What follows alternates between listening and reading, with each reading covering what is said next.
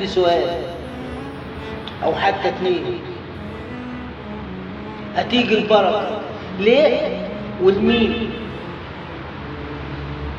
لما ضمير الناس مش سالك وطريق ابو زيد بقى كله مهالك، ده القلب الابيض بقى متلون لما الناس في الناس بتخون، لما يزيد وسطينا الغش، لما نعيشها بمليون وش،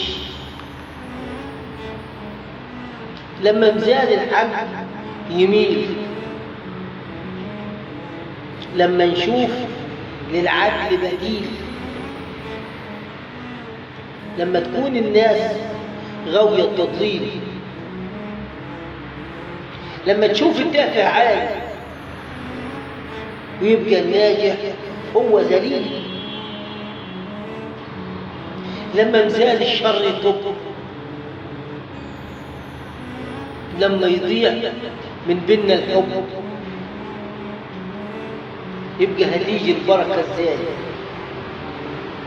والبطن نصها مية ونصها شاي،